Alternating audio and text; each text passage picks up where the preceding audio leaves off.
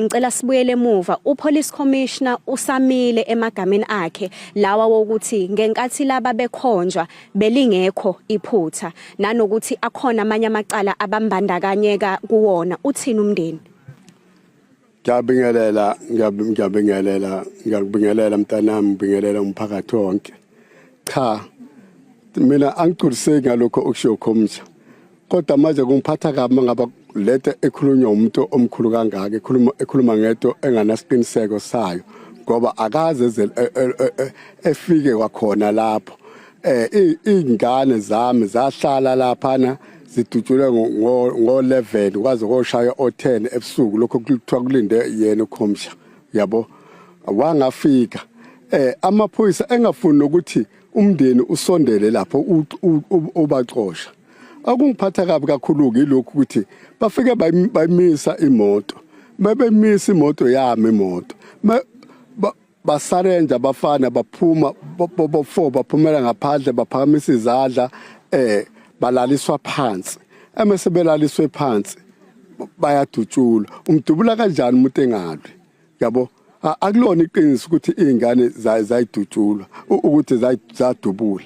Akwesibili lezi ibhamu ezaficakala emotweni ezobiyela ibhamu esemthethweni akhona ama-license abo lezi ibhamu ezu2 lesi ke okuthiwa lo mfana usanele owatholakala naso ehlathini vele wesephiwa sona ngoba wengasakwazi ukuyiphendulela uzoyiphendulela kanjani esefile. Siyakwazi lokho ukuthi lamaphoyisa la akona abulalayo anebhama ayiphathayo esemaceleni ukuthi mebulala abantu eyikhave ngawo yitho esiyaziyo leyo. Mangaba kuumthetho wesePhalamende ukuthi amaphoyisa ayifihla ubuso mhlambe ke kwavumelana njoba kukhona lapha ePhalamende kukhona zonke inhlobo zelokhuzana kukhona zonke inhlobo kukhona ikati kukhona ANC kukhona ikhosatho mangaba zavumelana zazuhlazile wona lo mthetho ukuthi kwawona lo mthetho wakho ubugebengu wawona ukuthi iphoyisa likhave lingabonakali yabo.